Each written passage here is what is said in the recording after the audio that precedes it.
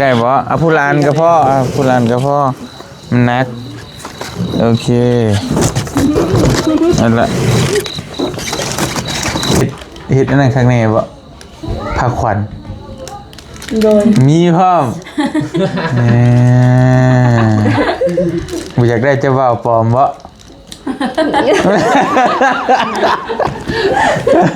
ได้ทำแปลกๆ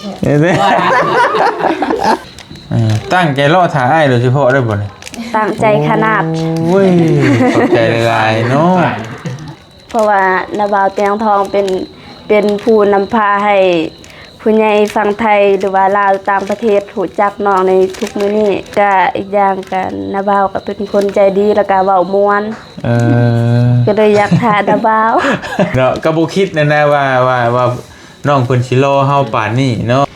มื้ออื่นก็เป็นมื้องามยามดีมื้อคืนคันใหม่ของน้องแล้วก็น้องก็อยากเชิญให้พ่อแม่พี่น้องและผู้ใหญ่ใจบุญทุกท่านบ่ว่าจะเป็นฝั่งไทยหรือว่าลาวหรือว่าอยู่ต่างประเทศก็มาร่วมมันยินดีนำได้เด้อ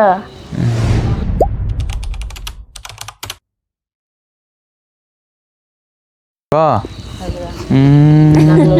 นั่งน้ำเลือเราเรื่องยังไงฮะเล่าให้ฟังหน่อยกว่านั่งเราเรื่องไม่ใช่พี่น้องเลยเฮ้ยงูไปตื่นเองมาตื่นวะโอ้มาตื่นนี่เนาะเห็นเจ้ามาคิดทอดเจ้าอยากมาเบิ่งฮะคิดทอดเฮาบ่โอ้มาสร้างว่าแท้สร้างบ้านมานั่งเบิ่งเฮาบ่นี่ฮะแม่แล้วเอาฮะ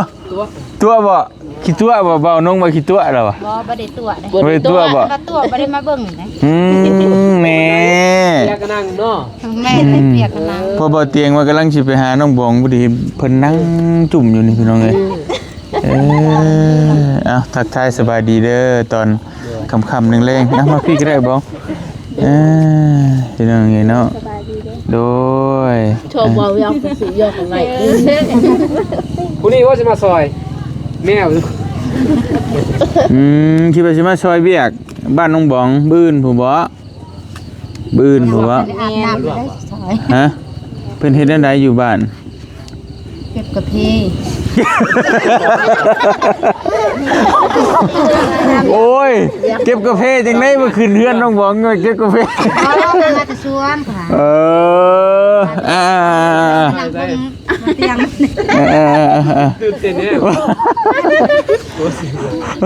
ว่าถามมาบื้นเป็นเฮ็ดอะไรเนี่ยนะโอ้นางบ้องโดยข้องตามบ้านเมืองทางแม่นั่นน่ะได้ไปเก็บกาแฟที่แม่โอ้เคยเฮ็ดอะไรคือที่ทางบ้านเพิ่นบ่ได้เตรียมบ่ได้หยังบ่เพิ่นก็เตรียมแต่มื้อแลง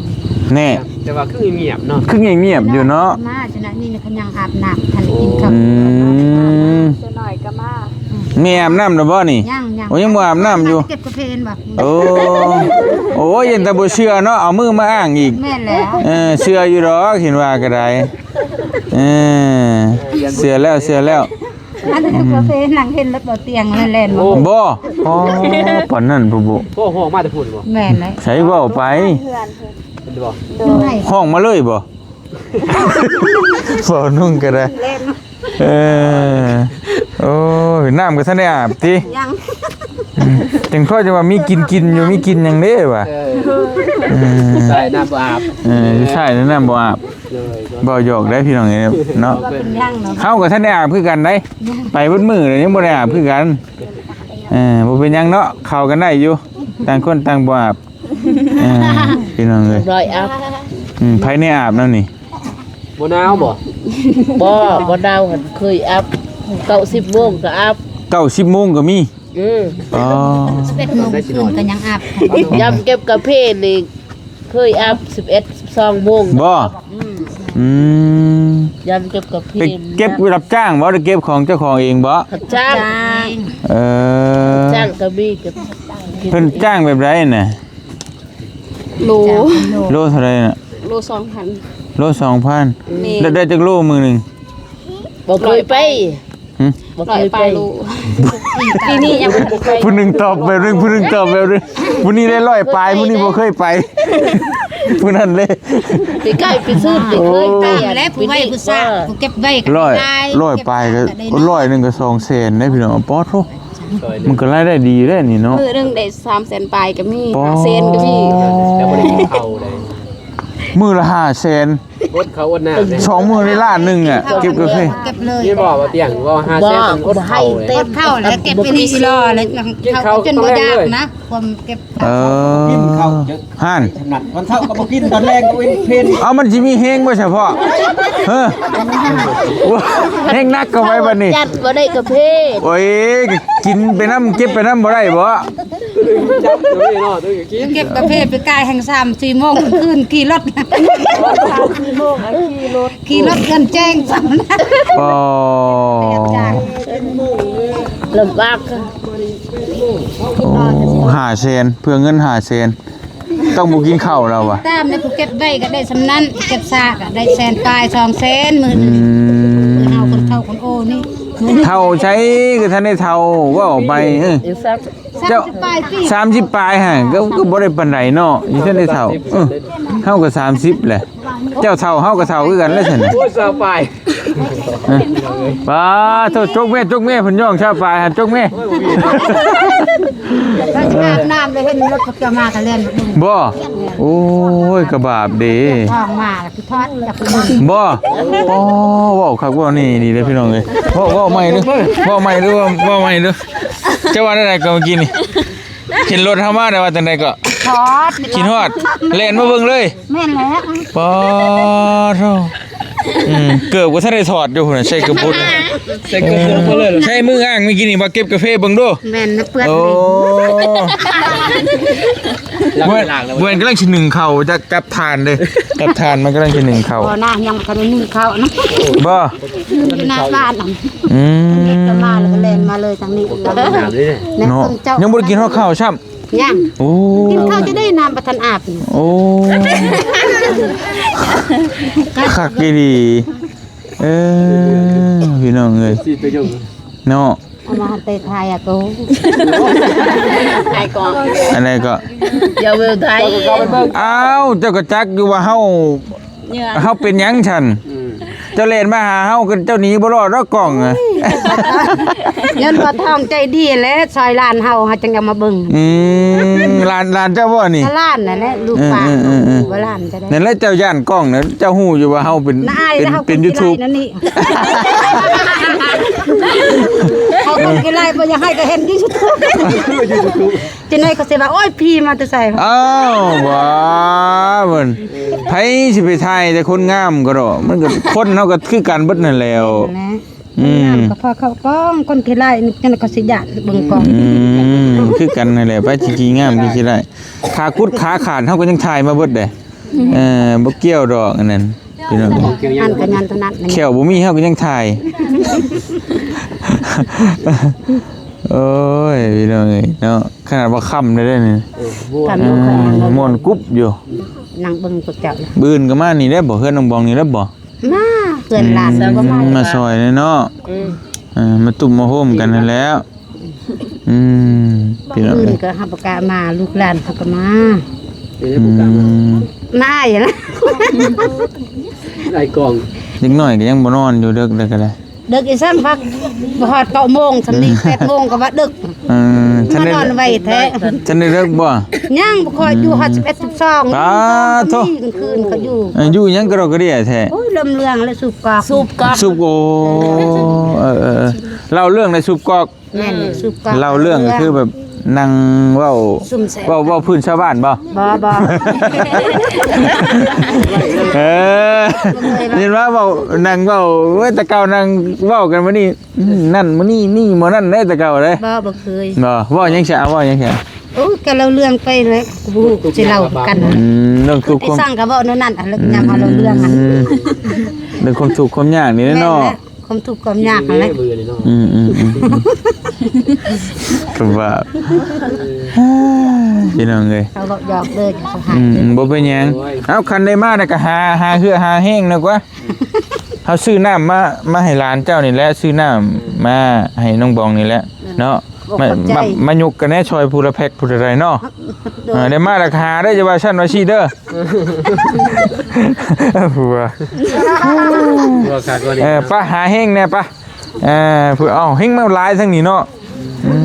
ป้าล่ะป้าหาเฮงแน่มาเบิดทุกคนนั่นแหละมา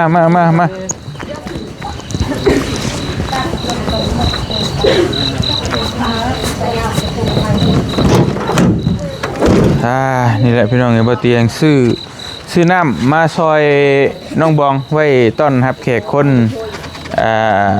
มื้ออื่นเนาะขึ้นบ้านใหม่น้องบองพี่น้องเอ้ยมายกจ้ามายกไผยกได้ได้บ่เอาผู้ลานก็พอผู้ลานก็พอมันหนักโอเคนั่นแหละ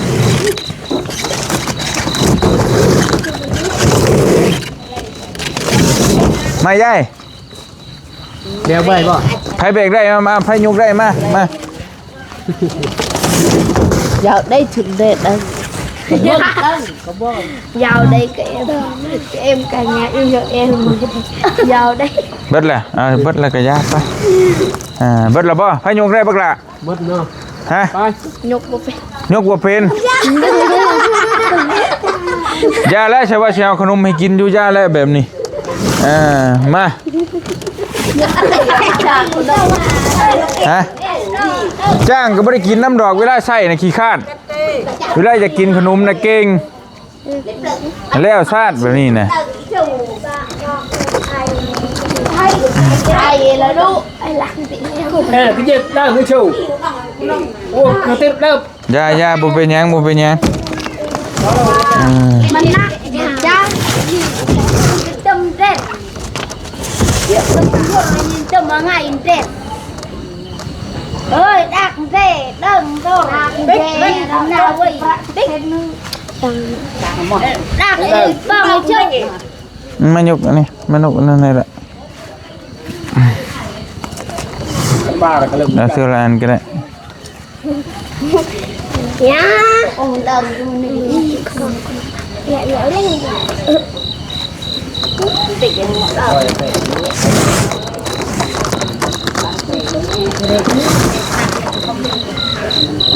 Đêm mà nhanh được phép này khách tên ok ba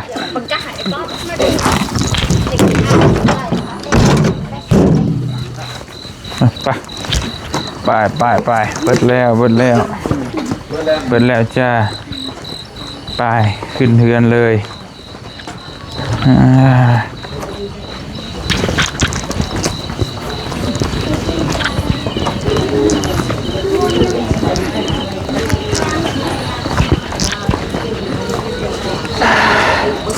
โอ้ยขอบใจเด้อมากินน้ำกันเด้อบืนเด้อโอ้ถอดอยู่ลุมเป็นแหละฮะตอนนี้ก็ได้เฮียนเพื่อนเพิ่นเปื้อนท่านได้เตรียมยังเลยบ่นี่โธ่พี่น้องอึบ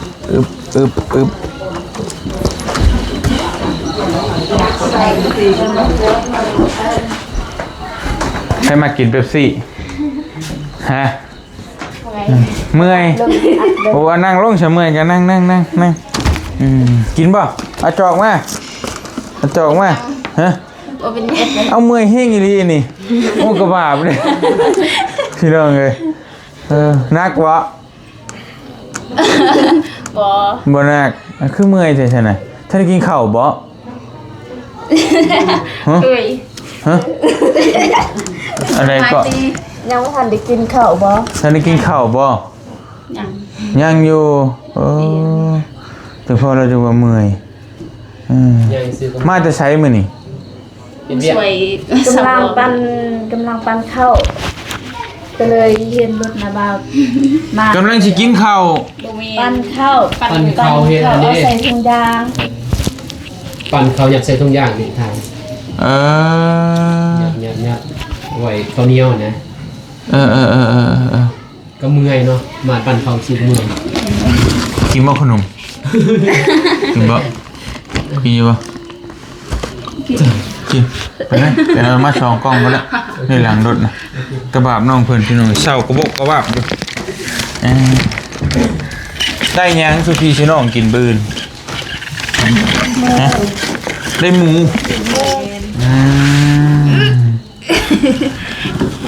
หนักบ่บ่มีแห้งนะเบิดแห้งแล้วโอ้เจ้าชื่อหยังก่อนล่ะเจ้าชื่อน้องหยังก่อนเอ็นเพชรอายุจักปีนะ20 ปีเป็นผู้สาวแต่ว่าผู้สาวบ่ดื้อมีผัวแล้วสั่งครอบครัวแล้วเจ้าได้ซะเนี่ยบ่แล้วมีลูกนึงแล้วมีผู้นี้ลูกนึงเนาะโดยผู้ที่ไปนำกันในกี้บ่แม่นเนาะฮะผู้นี้นะผู้นี้บ่โดยเจ้าชื่อหยังเกาะบิ๊กเป็นผู้สาวหรือมีครอบครัวแล้ว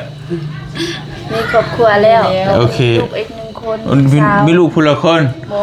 มียังผู้นี้ยังคันได้มีลูกเนาะโอเคเพราะว่าบ่เตียงสิได้เวลาเฮาถ่ายคลิปสิได้บ่หยอกถึกเนาะผู้ใดผู้สาวผู้ใดมีผัวแล้วสิได้ผู้ว่ามาหลายได้บื้นเด้เอากินขนมก่อนให้เพิ่นกินก่อนกินห้องท้องก่อนสิได้ไปช่วยเวียกช่วยงานชั่วโมงชั่วเมื่อยก็จะกระบาบเนาะพี่น้องเอ้ยเศร้าบอกว่าช่วงเขียวเด้เมื่อยนับเจอแล้ว10 โล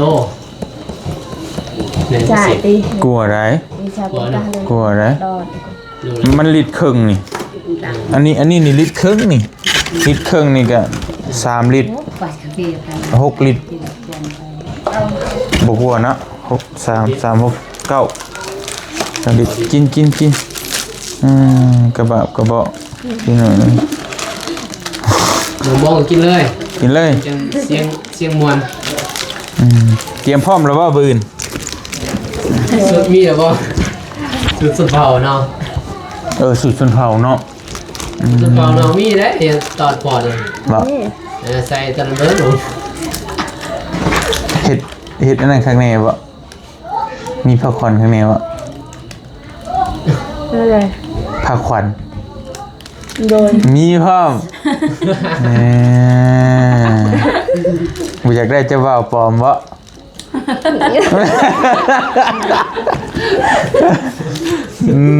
เตรียมไว้อยู่ได้ทำแปลกๆอ้าวมีผ้าขวัญเนาะขินหุ่นใหม่มันก็ต้อง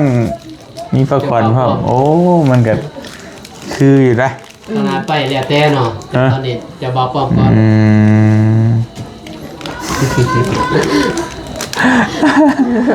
เขาเลยยิ้มบอกแปลกๆน้องเพิ่นว่ามียังวะสิมาแบบได้วะมีอันนั่นติเอาหมูบ่ได้ไปเชิญภายในแล้วมื้อนี้ยังซุ้มอันนั้นเชิญเพิ่นละบ่ยำข่าวน้องๆเพิ่นน้องฉลอกฉลีน้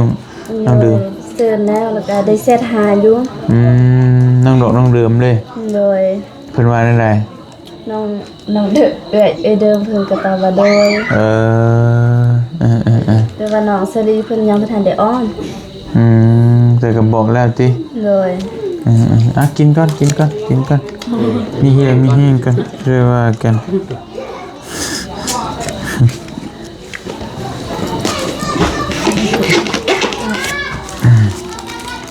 ทางเงิน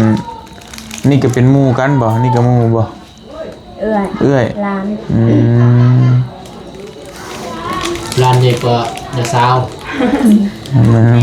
มันเกิดก่อนพร้อมแล้วเนาะน้องบองกี่ปีอยู่เก่าจะซาวเนาะเกิดก่อนแต่ละร้านเนาะบ่เกี่ยวกันแหละมันอยู่น้ำมันไล่ตามเสื้อสายสิเด้คือค่อยนี่ก็มีคนมาเอิ้นพ่อเฒ่าก็มีเอิ้นปู่ก็มีเอิ้นลุงก็มีคือกันสินะก็คือกันก็แบบนั้นแหละเป็นยามีบ่หนูมองมีคนมาเอิ้นยา เพราะว่า มีคนเอิ้นไม่เท่า พอเอิ้นตามนามเลย โอ้มีเมตาบอก มีท่าบ้องที่ว่า โดย ว่าตอนในหัวนี่เป็น เอ ทอง อเออ บอก มีแต่ว่าบืนเนาะขึ้นเฮือนไม้น้องบองกะผากให้น้องเชิญ FC เฮาแน่ฝากถึง FC พ่อแม่พี่น้องเบิดทุกคนนั่นแหละบอกเพิ่นว่าบืนขึ้นเฮือนน้องเนาะกับผู้ใดอยู่ใกล้ตื่นเต้นว่ะ เส้นนี้ ผู้ใดอยู่ใกล้อยู่มาได้ก็มาเด้อเชิญขึ้นเฮือนน้องบืนเสร็จแล้ว เพิ่นใหญ่หันให้เอ้ยซื้อได้บ่ ได้เบิดแล้วก็รวมเบิดทั้งผู้ FC ผู้เพิ่นที่ติดตามน้องมาตลอดผู้อยู่ใกล้อยู่ไกลผู้ใดมาได้ก็มาผู้ใดมาบ่ได้ก็บ่เป็นหยังเพราะว่าผู้อื่นน่ะขึ้นเฮือนเจ้าเพิ่นก็ติดตามเจ้ามาตลอดเด้ตั้งแต่เริ่มยังบ่มีหยังตั้งแต่อ้ายมาถ่ายใหม่ๆพุ่นแหละแล้วบัดนี้เพิ่นก็ได้ย้อนเพิ่นนั่นแหละว่าไง โดย กับเพิ่นกับผู้เด็กผู้น้อยผู้ส่งมาแล้วก็ถ้าบ่มีเพิ่นก็คือสิบ่มีเฮือนมันดอกเนาะลำพังแต่อ้ายก็ช่วยได้เล็กๆน้อยๆคือว่าหั่นแหละก็เชิญเพิ่นเนาะเพิ่นมาได้มาบ่ได้ก็บ่เป็นหยังแต่ว่าเฮาก็ต้องเชิญเพิ่นนะเนาะเว้าผ่านนี้ได้ก็ได้เนาะเว้ารถนกมือได้เว้ารถก็ได้เชิญเด้อขึ้นเฮือนไว้น้องบอง คิดก่อนก็ได้คิดก่อน ไหวบ่เบิ่งอ่ะ ให้เวลาคิดบอกนะหันหน้าไปอาจจะบ่ฟ้าวลงปันน้ำกันจะหน่อย อายุเป็นหมู่กันเลย บ่ท่านใช้บ่อื่นเพิ่นว่ากิน จังหน่อยพี่น้องคันคนจะมาหับใส่อื่นเขาก็มานี่ จังหน่อยให้น้องบองเชิญ โดยแล้วก็มืออื่นก็เป็นมืองามยามดีมือขึ้นหันใหม่ของน้องแล้วก็น้องก็ยับเชิญให้พ่อแม่พี่น้องและผู้ใหญ่ใจบุญทุกท่านก็คือผู้ใหญ่ก็คือเอ้ยพรแล้วก็เอ้ยคิมไอเอแล้วก็ป้าแซม แล้วก็เบิดสุขูทุ แล้ ก ว คน ก็แม่พิมพ์แล้วก็หมดสุภูสุคนแล้วก็นาบาวทางฝั่งไทยบ่ว่าจะเป็นฝั่งไทยหรือว่าลาวหรือว่าอยู่ต่างประเทศก็มาร่วมมายินดีนำได้เด้อ มื้ออื่นเนาะ โดยมื้ออื่น จักโมงที่เพิ่นเริ่มพิธีแต่เก่านะ เตรียมพิธีก็ประมาณ 11:52 โมง 11-12 โมงโหสวยเด้อพี่น้องเนาะถือว่าส แต่ ว ว่าย อยู่ บัดเตอร์น้องอันสิคนแต่6โมง โดย จะเริ่มพิธี แต่ว่าที่เริ่มพิธีก็คือเริ่มพิธีเข้าอันนั้นพระควร ข้าวพ่อควานกันนั่นแล้วจังว่า น้องขอโทษคือว่าน้อง อาจจะว่าปลอมนะ เว้าผิดบ่ บ่ผิดบ่ได้ผิด ครับเด้อ เขินนำได้นี่เออ นังจะว่าน้องเว้าผิด ข้าวพ่อควานมันต้องมีเจ้าบ่าวไดข้าวผู้เดียวมัน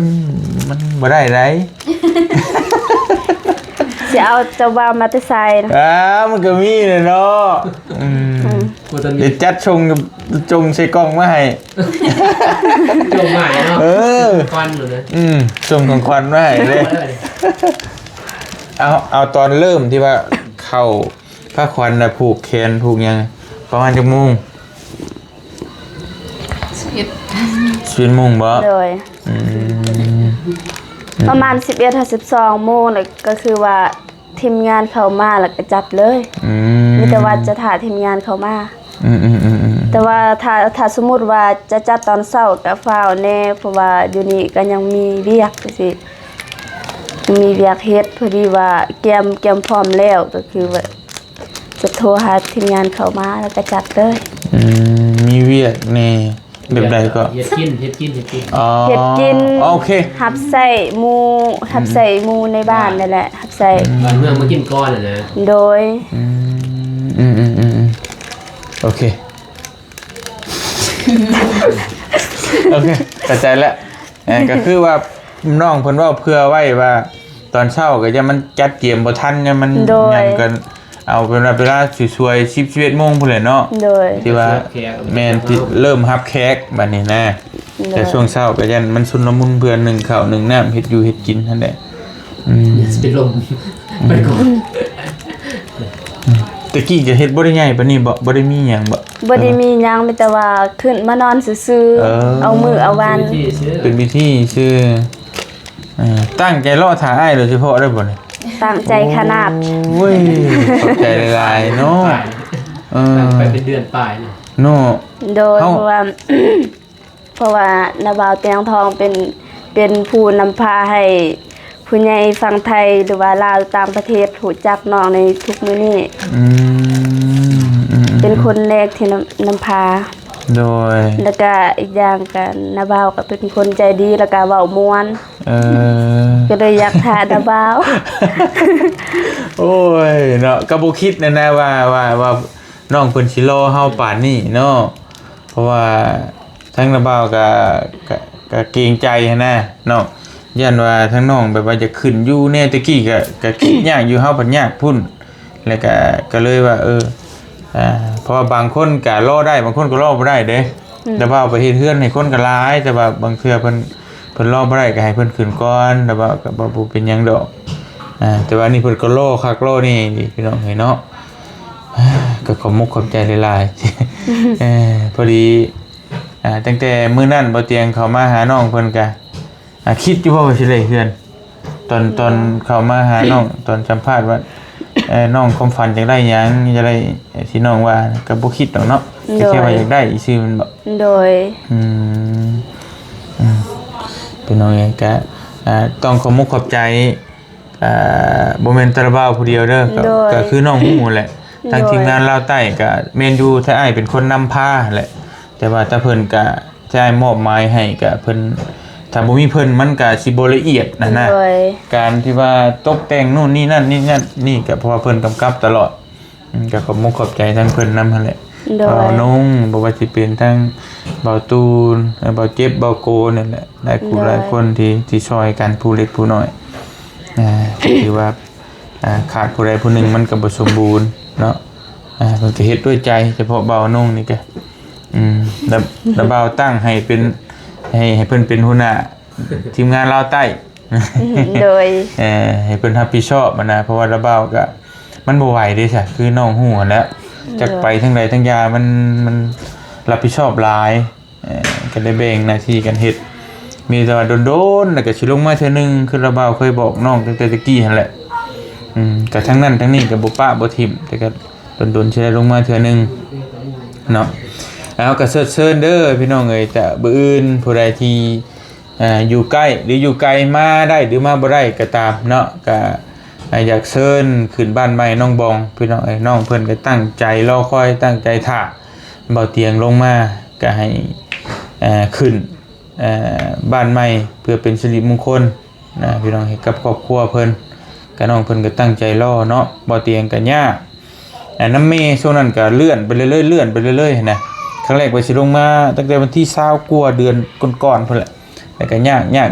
ก็เลื่อนไปเรื่อยๆไปนี่ก็จนมาฮอดมื้อนี้น้องเพิ่นก็รอเนาะก็เชิญพ่อแม่พี่น้องเด้อมาร่วมงานนำกันพี่น้องเอ้ยก็ถือว่ามื้อเลิกงามยามดีมื้ออื่นเนาะวันประหัสพี่น้องเอ้ยตรงกับวันที่หยังก็วันที่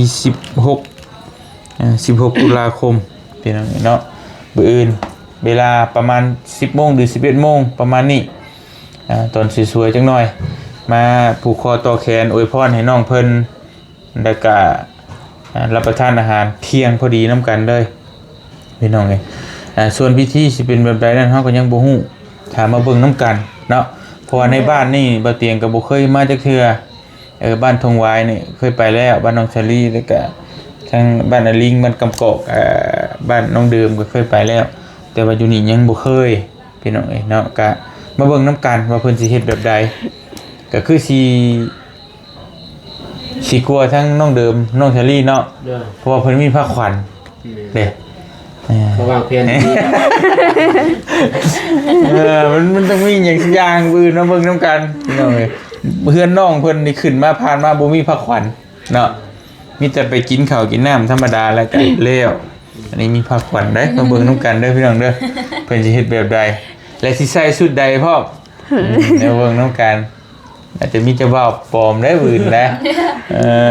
ปลอมหรือแท้เฮาบ่ฮู้เนาะเนี่ยแต่อนาคตเรื่องอนาคตนะนั่นน่ะแต่อาจจะมีอยู่ได้อื่นได้ยิ้มเข้าผักขวัญมันนั่งผู้เดียวบ่ได้เด้มันต้องมีกันนาบาวนางเป็นหมูแล้วว่านั่งเป็นหมูแล้วว่านั่งเป็นหมูก็ได้แต่ต้องมีผู้บ่าวน้ำคนนึงเด้ใ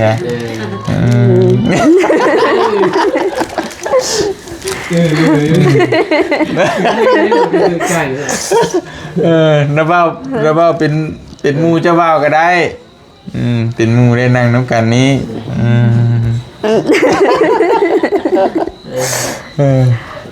คิดออกอยู่ว่าเป็นไฟเบิ่งมื้ออื่นก่อนถ้าเบิ่งมื้ออื่นเนาะ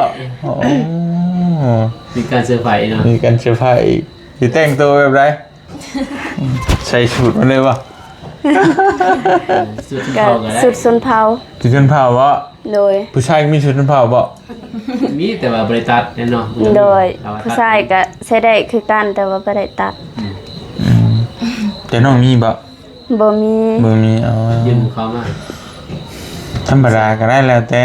ชุดใหม่ชุดยังคือน้องใส่ไปวัดนี่ก็ได้เป็นหยังโดยหากแล้วแต่น้องคิดว่ามันงามสุดของน้องนั่นแหละใส่มาโลดบ่มีพิษหยังดอกน้องคิดว่าชุดนี้มันงามเนาะมืองามยามดีเด้ขึ้นเฮือนใหม่เด้แต่งสุดๆแม่นก็เฮ็ดชุดๆนั่นแหละกดดันนะบอกงามก็ทำแต่งได้นะเราเอาทำแต่งได้เองก็ได้เนาะว่าเป็นการบังคับด้วยพี่น้องก็ซ้ำน้องแต่งได้น้องคิดว่าแบบนี้มันงามอยากให้พี่ให้น้องเพราะว่าไอ้ถ่ายไปมันก็ทั่วโลกดิเนาะไปทั่วโลกเลยบ่แม่นว่าแต่ประเทศลาวเฮาทั่วเบิดแบบได้เนาะแม่นเฮาจะให้พี่ให้น้องเห็นแบบไรน้องก็ใส่มาบ่เป็นหยังดอกมื้อนี้ก็อ้ายก็ซื้อน้ำมาซอยน้องเด้อไว้ให้เฮ็ดคนกินโดยพี่น้องไว้จักซอยหยังเนาะก็เอาน้ำเอาเป๊ปซี่นั่นแหละมาซอยพี่น้องบ่ได้ให้แขกไว้คนกินมื้ออื่นโดยก็จักมาหน่อยมาหลายเฮาก็ยังบ่ฮู้เลยพี่น้องเนาะเพราะว่าน้องเพิ่นเป็นคนเราไปบอกไปหาเด้หลายหรือน้อยก็มาเบิ่งน้ำกันผู้อื่นนั่นแหละว่าสิน้อยหรือสิหลายเฮาก็บ่ฮู้แต่สำหรับเพื่อนน้องเดิมเพื่อนน้องสาลีก็ธรรมดามาประมาณเต็มเพื่อนแล้วก็ เพราะว่าเพิ่นมาก็มันบ่ได้มีพิธีคือทางบ้านเฮานะทางบ้านเฮาเพิ่นจะได้สวดนั่นนี่เป็นศิลวัตรสวดแล้วก็อันนี้มีคือกันบ่บ่มีเนาะเพิ่นจะได้สวดได้มีแต่จะเฮ็ดพระควรแล้วก็ผูกแขนพระควรไม่ได้ก็ผูกแขนโอเคเตรียมเฮ็ดแล้วบ่พระควรตอนนี้ยังเฮ็ดบ่เป็นมื้ออื่นพุ่นเลยเนาะโดยมีหาแล้วสักคนเฮ็ดเราเฮ็ดบ่เป็นแล้วมันมีบ่หลายคนในบ้านนี่ให้เขามาเฮ็ดให้โดยจ้างเขาเฮ็ดก็ได้พี่น้อยเดี๋ยวต้องหยิบเนาะบ่ยากดอกหยิบแต่อยู่แถวบ้านไม่มีเช่ามาได้แต่มันก็บ่ขนาดนั้นดอกเช่ามันพวกงานแต่งพุ่นพวกงานแต่งนี่ไงนี่เป็นธรรมดานี่ก็ได้แม่นแล้วก็พายผู้แคนก็มีแล้วแต่ว่าโดยพายผู้แคนมาแล้วก็นั่นมาก็ได้แล้วสำนั้นก็ได้แล้วเป็นพิธีนิดนึงก็เป็นวิธีเนาะชวนที่ว่าเฮ็ดเรื่องตามพิธีตามที่จำข้องก็ได้แต่ทั้งน้องนั่นแหละทั้งน้องเฮ็ดแบบใดนะตามบ้านเพิ่นเฮ็ดแบบใดก็เฮ็ดแบบนั้นดอกก็บ่มีปัญหาดอกเนาะไปซะเดี๋ยวลงเบิ่งทั้งลุมเนาะเพิ่นเตรียมหยังกันแน่พี่น้องเอ้ยคือว่าสิลงตักข้าวบ่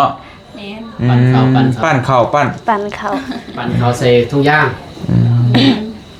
ไปลงเขากินน้ำมาแล้วบ่เรียบร้อยแล้วบ่ยากดอกไปย่างจะกินข้าวนำกันโดยลงไปห่วงแต่เจ้าของหั่นเจ้าของงานหั่นพี่น้องนี่เนาะจะคิดลายเด้อนอนรับได้ปืนเดี๋ยวสิเจอยังเด้ปืนมื้อแรกนอนบ่ได้นะ ยันนอนบ่รับดอกเบิ่งคักแล้ว เป็นใดเด้อยู่ เป็นหยังธรรมดานี่แหละ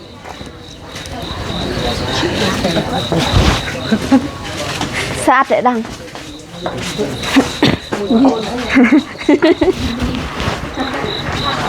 โอ้ของอันนี้บ่ของน้ำสีมือ เล่นปิส ร่วม นัด ใจ ก่อนดังเล่นปิส เนาะ อืม คักนี่ไปเชิญสบายดีน้องโบง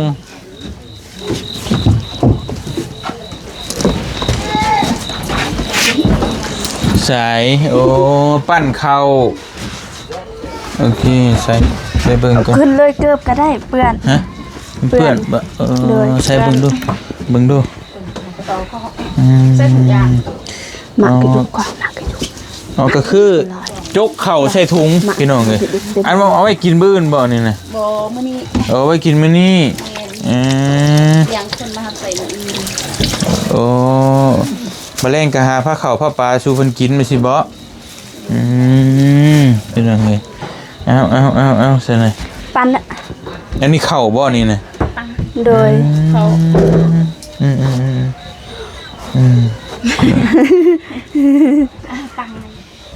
ไง เอาเฮ็ดลองเบิ่งดูจก ตั้ง เข่า นั่ง โรยละโรยอันนี้มีหยังอันนี้ เครื่องหอม อันนี้กะหล่ำ ผักอันข้าวปุ้น เครื่องเตรียมข้าวปุ้นเป็นข้าวปุ้นแห้งเนาะไว้กินมื้ออื่นเด้อเตรียมงานเตรียมการไปพี่น้องเพิ่นเตรียมข้าวเตรียมของ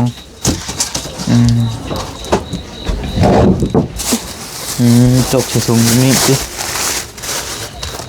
ใส่ถุงยาง จะคิดว่าเอาไว้มื้ออื่นเพราะมันก็เย็นบ่เลยจ้ะดอก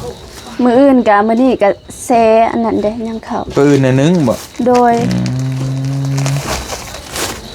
มาไหมนะมานั่งรถ อีกทีดอกยม เอาเลย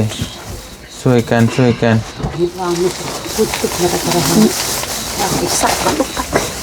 ี่ยตักเตตัก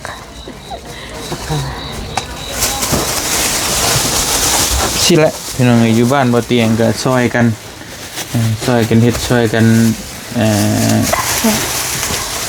เวลาเด็กคนมาเตียงคือหลายแท้เอาเท่าหน่อยก็ได้อย่าเพิ่งกินบ่เบิดพอแล้วปั้นคักหลายเหนียวแล้วมันหย่ำยากได้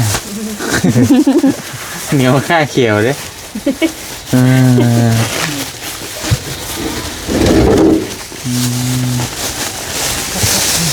เอาสิเฮ็ดกินอยู่นี่บ่บืน โดย ป้าสิดูไฟรุกกุ๊กกัวแล้วบืนนี่เนาะมันสิเบิดบ่ตะลุมตะลางนำพวกนั้นเนาะตะกี้เฮือนเรานอนพี่น้องไงนี่นะบ่เตียงมาเจอแล้วเด็กๆอันนี้คือเป็นเฮือนนอนของน้องเพิ่นบัดนี้มาเป็นเฮือนครัวแล้วได้เฮือนใหม่ล่ะเฮือนหลังนี้แบบน้องเพิ่นอยู่ตั้งแต่สบิดสำบอที่บ่เตียงมาเจอเนาะในบัดนี้ก็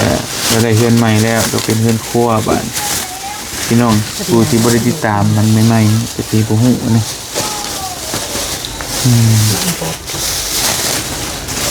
บิ๊กเกอร์ฮะ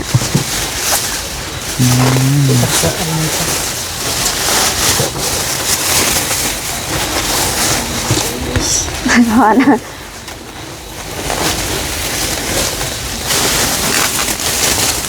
ปั่น เป็นใช้ถุงเลยสิพี่น้องเลยเนาะแมลงก็มาร่วมกันบ่ โดย พี่น้องมาร่วมกันแล้วก็เบ่งหน้าที่บอกเบียกสิบ่ โดย ผู้ใดต้องเฮ็ดแบบนี้ผู้นี้ นั่น ต้อง เฮ็ดนั่นนี่ ผู้นี้ต้องเป็นพ่อครัว โด ผู้นี้ ย ต้องย่อผ้าเข่าสิบ่ผู้นี้ต้องนึ่งข้าวผู้นี้ต้องไปหาพื้น ข้าวแล้วก็ หาพื้นบ่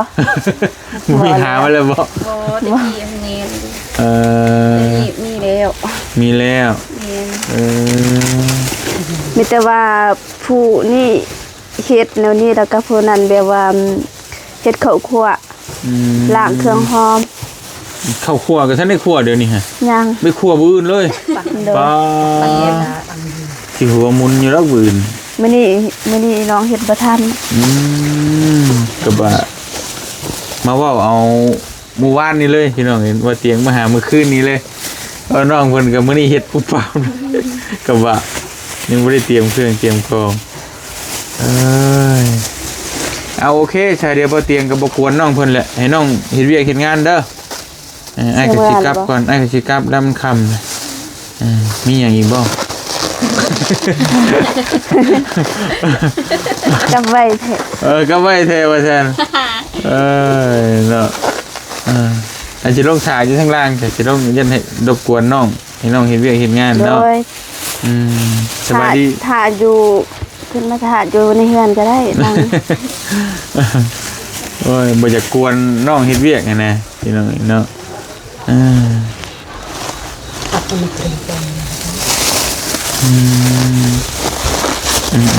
โอเคโอเค ตัว หนึ่งไว้แต่เว้นผมบ่ โดย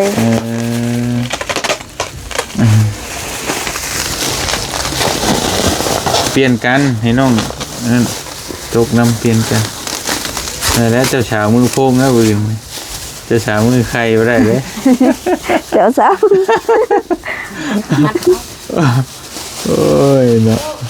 เปลี่ยนกัน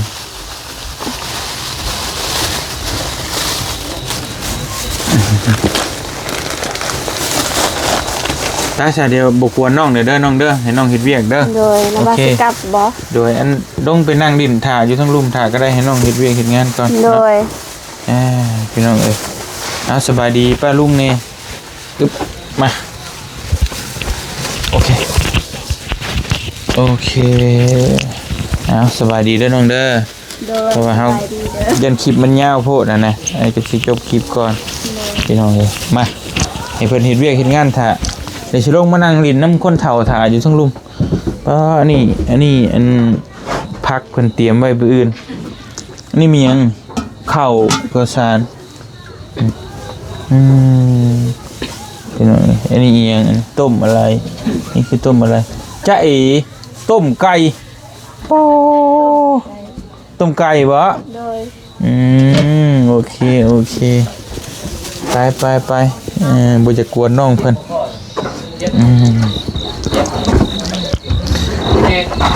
ต้องมาลุมเลยสวงนี่โอ้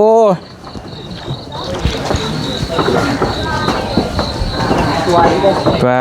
เพิ่นนี่พี่น้องเป็นอะไรเศร้าแล้วนี่ก็บ่เศร้าแล้วขึ้นใหม่เลยก็ได้ นี่ผมตลอด เศร้า ไปสาวพี่น้องเอ้ยบ่เตรียมขอตัวก่อนบัดนี้เนาะจังไดก็ขอขอบคุณขอบมุกขอบใจหลายๆเด้อ FC บ่จุกุทุกคนที่ติดตามและก็